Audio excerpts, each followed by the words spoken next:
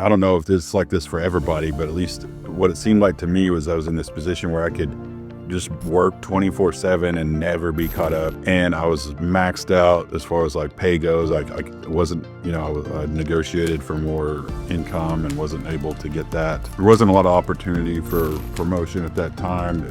Everything was kind of clogged up in terms of the corporate ladder. Welcome to the Business Brains and BS podcast. Today, we're going to be talking about something that is near and dear to a lot of business owners' hearts. And honestly, it should be near and dear to every business owner's heart. And that is generating quality leads. So I am joined here today by my co-host, Greg Sutmiller, owner of Evolution Mental Health. And Greg, let's just jump into it because you are you're an entrepreneur. You decided. Well, tell us a little bit about what got you to say, you know what, I'm done with this. I'm going to move to my own business, and kind of what that was like. And we can kind of lead that into how then you were able to get the business rolling. Yeah, well, as far as what inspired me to start my own business, I had been, I've been working in like the mental health field for quite a few years and had been in manager, roles for a few years. And I don't know if this is like this for everybody, but at least what it seemed like to me was I was in this position where I could just work 24/7 and never be caught up. And I was maxed out as far as like pay goes. I wasn't, I negotiated for more income and wasn't able to get that. And there wasn't a lot of room. There wasn't a lot of opportunity for promotion at that time. Everything was kind of clogged up in terms of the corporate ladder. And so I just felt like, it's just kind of like, what am I doing type moment. And that had started to get to me, like just that continually. And I just remember I was sitting in my office one day with just what seemed like an endless amount of things to do. And I just had this thought. I thought, if I'm going to work this hard, it should be for me and not somebody else. And so that's kind of what prompted that. Um, and it's just been kind of pursuing that since. So you say, all right, I'm gonna stop working for these idiots, right? And I'm gonna go work for a lunatic myself. Yeah. So now you're out here. You've got I don't want to say they're idiots. I mean, I think the people I was working for, like, they're good people. It's just, right. they have their own agenda and vision and structure and way of doing things. And so a big part of this for me is I really like the creative process, like being able to kind of build something. And so a big part of that kind of role is like I'm helping someone build their thing, you know, and I'd rather build my thing, you Yeah. know. Yeah. Well, and the reason I said idiots is because it makes the joke work a little better. But that's okay. So anyway, all right. So now you're out here. You're on your own, and it's like, okay, I've done this, but now I have to start filling the coffers, right? So were you in a position where you were able to take current clients that you had with you? So you had to basically start from scratch. Correct.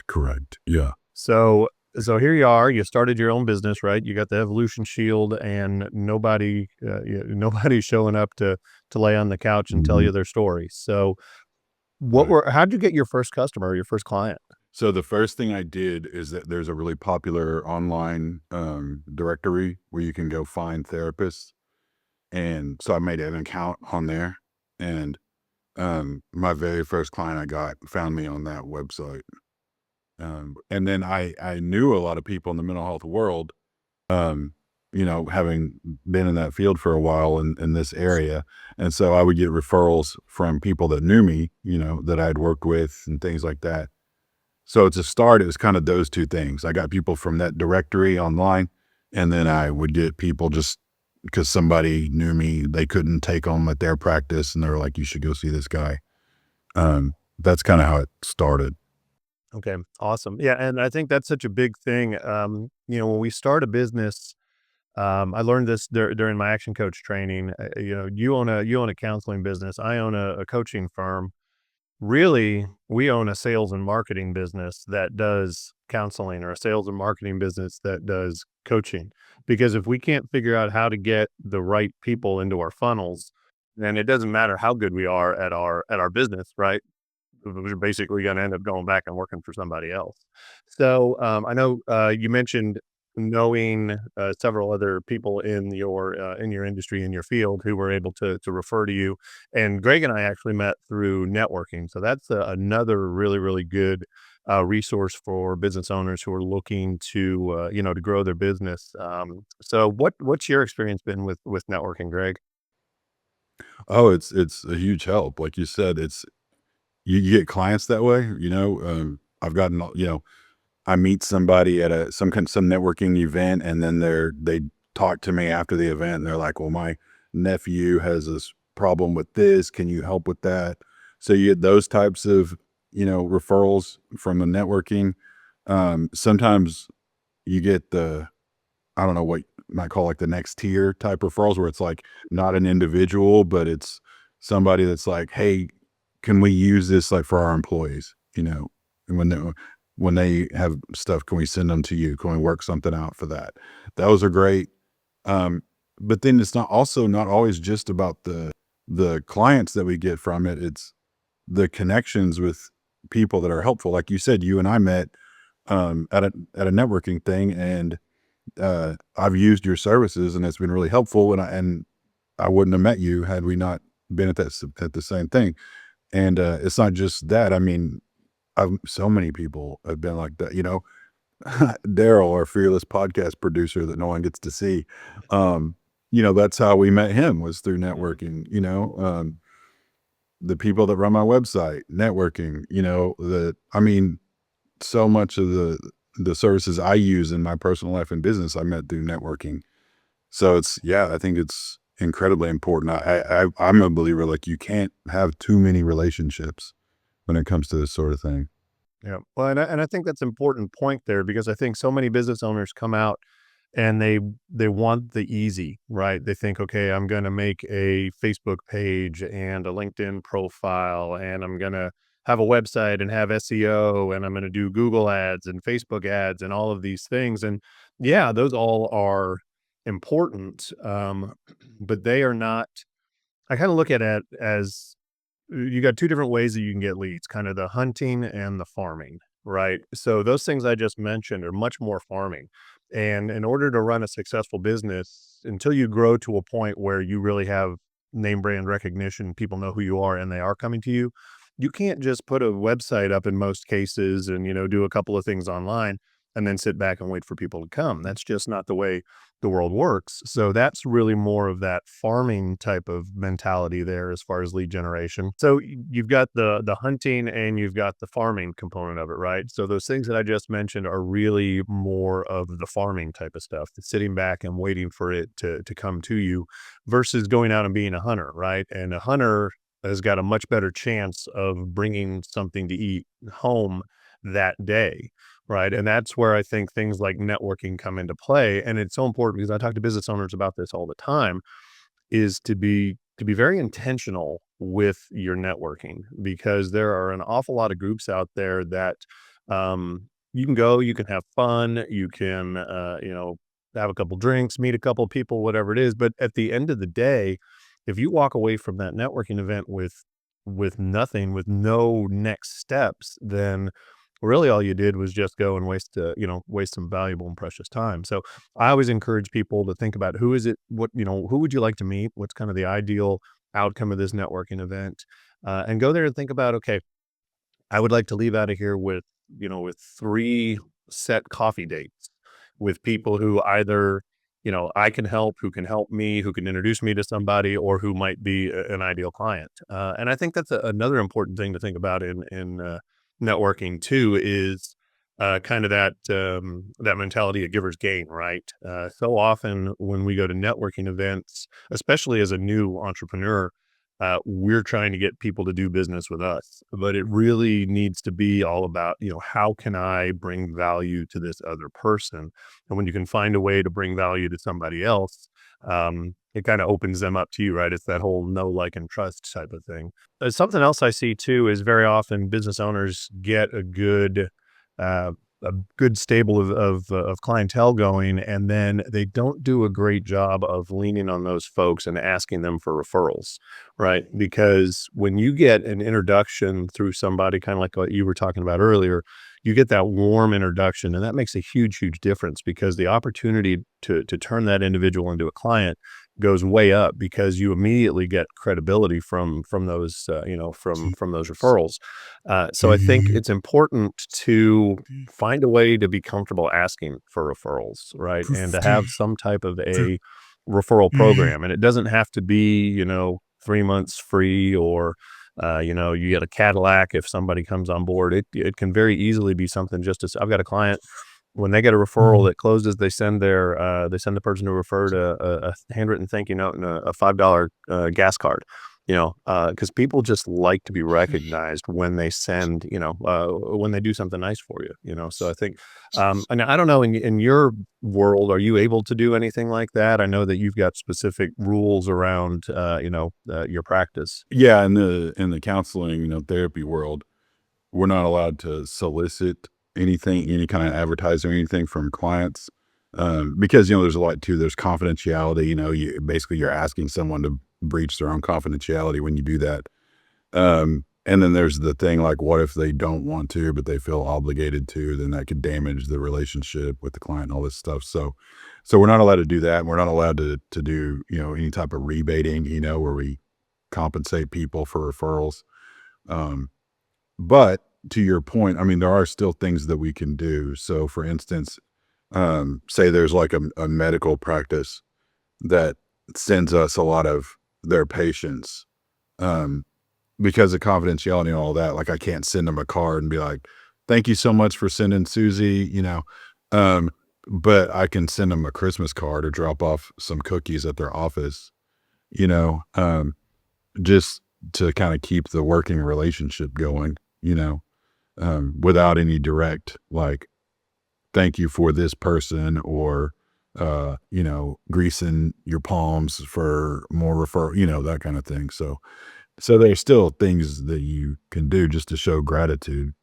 Well, and I like what you just talked about there because that's going from a referral to really more of a strategic partnership, right? And strategic partnership is an opportunity for business owners to find somebody else who has clientele who align with who their ideal customer is and be able to go in there and build a relationship where there's a natural referral, back and forth opportunity, which always works out really nicely if you can build a good relationship with somebody that like, and trust, and then they can hand folks off to you. Yeah, absolutely. And that ties right back into knowing where you're getting people from. One things that I do is constantly look at where referrals come from. We keep track. When somebody calls in, we ask, how did you hear about us? And when I see that, somebody has referred multiple people to us, then it immediately clicks in my mind. This is a relationship I want to continue to try to grow, And sometimes I talk to other therapists, other people in my field, and they don't know where their clients come from. They're not tracking that. And in my opinion, they're missing a huge opportunity to grow, to reach more people. Yeah, and I'm so glad you said that, because that's one of the things that I'll coach my clients on is know where your business is coming from, right? Because 80% of marketing doesn't work. We recommend, and it kind of depends on how big the organization is too, right? If you're a solopreneur, this is a little bit harder to do, but you really should have 10 different marketing strategies out there. And the reason I say that is because 80% of them don't work, right? So you need to know where your customers are coming from, where your clients are coming from, what's working, what's not. If you get somebody who calls and you ask them, "Hey, where'd you find us?" and they say Google, I always encourage my clients then to ask a follow-on question. "Hey, I appreciate you sharing that. Was there something that led you to Google us?" Right? Because they may have gotten your pen at a restaurant or seen your billboard or whatever it is. So you really need to do the best you can to tie it back to whatever that original decision point was for that customer or client. Because so many business owners just go out there and they throw money at marketing, but they don't know if it's working or not. And if you're spending $1,200 on a billboard and you don't know that it's getting you any phone calls, then is that really worth that $1,200? you need to be thinking, okay, if I'm going to be investing this money, I actually had this conversation with a client yesterday. We're talking about different opportunities that they had. And I said, okay, what does a successful return look like on that? If you're going to invest $1,000, let's say, into this particular marketing strategy, how much do you want to see come from it? Is it 10x? Is that success? Is it 20x success? And you need to think about your time too, right? We talked a little bit earlier about networking. Um, yeah, you got the investment of the membership in the organization. Some are free, some you have to pay for. Then you also have to think about what's your time worth, you know, on an hourly basis, and then calculate that into it as well.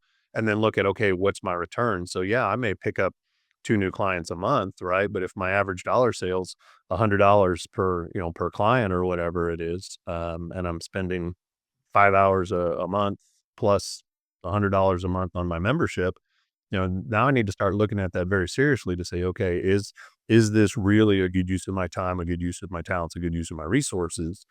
And if you think there's value there, I'm not saying to walk away from that, but to look at, okay, how can I ramp this up, right? Having a plan to say, how can I take this to the next level? Yeah, I think definitely what you're saying is true. So, a question I have for you, how much time do you give that? And the reason I'm asking, I'm thinking there's a particular networking group that we're both a part of. It's a paid membership, Um, and I break down not only how much did I pay for the membership dues and everything, but my time that I spend doing the activities for that group. What does that come out to per hour? That's something I do track. Um, and now like it pays for itself. I have an hourly, amount that I make off that group that justifies it, but it didn't start that way. It took a while to Right. get to the point that it was paying me an hourly rate that I thought was, reasonable. So how much time do you think someone should invest in something like that before they decide, yeah, it's worth it or no, it's not? Yeah, and I think that's a great question. And I think it's not just the time, it's also the effort, right? Because I can join a chamber of commerce, I can join a networking group, pay my 1,200 bucks, whatever it is, and then never show up and still be a member and then, complain and moan that "Oh, doesn't joining a chamber doesn't work, right? Versus, okay, I'm going to join this group and now I'm going to do these things, right? So I am going to set a goal of connecting with one new person a week within this networking group who I don't know, and learning about them and learning about their business and trying to find people I can send to them, right? To find out who they know, who they can introduce to me type of deal. So I think, if you buy a year membership, I would give it at least a good, well, I mean, you might as well work it for a year, right? Test and measure and see. Now, if it's 6 months, it's totally dry. You can't stand the people who are in there, and you haven't had anybody even say boo to you, then maybe it's time to, to cut bait and walk away. But I think more than the time, it's the what am I willing to put into it, right? What am I going to commit to be successful? I just got back from a conference, a BizX conference, a business excellence conference down in Houston. And one of the speakers we had there is named Jeb Blunt, and he wrote Fanatical Prospecting. And he was probably my favorite speaker of the conference. And he told the story over in England, over in Europe, they buy bird seed and they'll put the bird seed in the bird feeders for the birds. But what ends up happening is the squirrels go and they go and they eat all of the birdseed, right? So then people start coming up with all these crazy contraptions to try to keep the squirrels out of the bird feeder.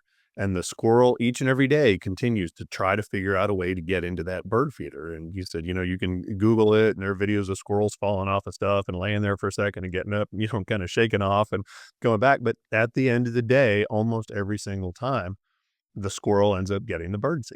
And his whole point was when you are in business, when you are working to generate leads, you got to be a squirrel, right? You can't just give up after one try. I think he said on average it takes 8 conversations now before somebody will buy from you. So it's really really important to not give up. And it's funny because I have an ebook that I have out on Facebook, and people will download that, and I get their phone numbers and I'll call them. And after 2 calls, I'm like, okay, well, that was so sitting there listening to him talk about that. I'm like, okay, I'm not being a squirrel. I'm being a possum. All right. Yeah, that makes total sense. But and that could be, I think people give up because it feels kind of demoralizing. They start to question themselves, you know. Yeah, it's can be discouraging, but sometimes I don't know, that's how it goes. It's like that with everything, you know. If you want to get, when I talk to people about their mental health, I say, if I told you like, okay, I want to run a marathon, but I never run, and I have no history of running or training in that capacity, we would both understand. We wouldn't have to debate it. We would both have the understanding that I'm not going to run a marathon tomorrow. I'm, I'm maybe tomorrow I run around the block or something like that, and I build up to the marathon, and that takes time. And I was saying, I'll tell people we all accept that when it comes to like physical things. Um, Mental health is no different. If you want to get really good at focus, you have to practice focusing. If you want to get really good on managing anxiety, you have to practice managing. And I think it's so what you're saying about, about reaching out to people, about being the squirrel, so to speak. It's the same thing. Like it kind of sucks at first. You feel like you're not good at it. You're not getting the outcomes that you want. But if you keep with it, it will get easier. You will get better at it. That was, something going back to you were asking me earlier, kind of when I started out doing like the in-person marketing stuff. I hated it so much. I would find any excuse I could find not to go do it. Um, I would have a list of people. Okay, today I'm going to go see these people, and then I'm sitting in the parking lot of the first one, and I'm like, well, I did need to go and check this thing out at the office, though. I'll go do that, and then I could get back to this later, and then of course it doesn't happen. Yeah. Um, but it's gotten way easier, now it's still not my favorite thing to do, Mhm. but I don't sit in the parking lot dreading it like I used to. I just am able to get myself in a state of mind that just I go in there, I do it, and like you said, I know I'm not gonna, be successful at every stop, but if one of the people I talk to today starts sending us clients, well, then it was worth it. Yeah. And you were talking about test and measure. That's one of the things I think about when it comes to marketing is how many therapy sessions would it take to pay for this thing that I'm doing right now? Yeah. And a lot of times that in-person marketing stuff, it's not that many. Mhm. I'm talking about, I spent a few bucks on maybe some goodies to drop off at an office, and 10 minutes of my time to make an introduction. It, one therapy session pays for Right. that. Yep. And so, um, yeah, so but the persistence like helps a lot. Yeah. Well, and I think there's persistence, and then there's, I don't even know what the word I'm looking for, futility, right? So when I first started off, it was kind of interesting, um, because I knew in my mind that it was a dead lead, but I would keep chasing it because it was a lead, right? Versus saying, okay, no, I need to stop chasing this because it has ultimately become a waste of my time, and I need to go out there and fill the funnel again. And that's the biggest thing. It when the funnel's full, it doesn't hurt nearly as much when somebody leaves the business. But when somebody leaves the business and there's nothing in the funnel, that's where you end up starting to put yourself in a position where it's like, okay, oh my gosh, what have I done? You've probably seen the graphic of being a business owner on social media, and it's like, this is great. Oh my God, we're gonna lose everything. Wow, I'm so glad I did this. What was I thinking? I'm a moron, and that's the cycle of being a business owner, right? That's just the world, the world in which we live. But that actually does bring up another great way to generate leads, and that is past customers. So a lot of times people don't think about the gold mine that they have sitting in their database, right? So I had a client I worked with. We were coming out of COVID. They were in a kind of a service based type of industry, and one of the first things I had her do was pick up the phone and call all of her past clients, let them know that they were open, and then make an offer. Okay, here's something exciting and enticing to get you come back in. So she did that, and slowly but surely, the business started to see people coming. Then we started putting a lot of other programs in place, which I'm sure we'll talk about in future episodes of podcasts. But she ultimately ended up getting the business to, out of the doldrums of COVID, getting it to be very, very profitable, and ultimately ended up selling it and took a nice 6-figure payday and walked away. Right. So, but it was all because she started with where's the easiest place to go fishing, right? Where are people who have already paid me once before who are likely to pay me again? So that's another great place I think for business owners to go to try to find, to try to find leads. Yeah, absolutely. And like you were saying, she reached out to them. I think you can think about, like, in a field like mine, like any kind of helping profession, it's just, you can call it just like good care, like, um, it doesn't have to be like all about dollars and cents. It's like, hey, we just want to check in, see how you're doing, you know, um, and it's pretty common in my field where someone will do several therapy sessions, things get better, and they move on with their life, and that's good. And then something comes up a year later that they're kind of struggling with, and they reach back out and, okay, can you help me out with this? That's fairly common. And then, we talked just a few minutes ago about, using your existing client base as marketing. I was telling you, like, we can't solicit marketing, but oftentimes we don't have to. Those success stories from the past, they're talking to a friend or neighbor or family member, and they're like, "You should go see this person." There was at one point, not that long ago, where we were seeing like 3 generations of the same family. It all And the way it worked was, I had this one client, and her coworker and friend, they were good friends, and they was having some issues, and so my client said, "You should go see Greg." So I start seeing that person. Then that person winds up, over time, we wind up seeing her husband, her kid, her grandmother. I mean, like, the whole family, not the whole family, but several members of the family at different points for different reasons wind up using our services. And I mean, we didn't ask for any of that. It's just, kind of, it just worked out naturally.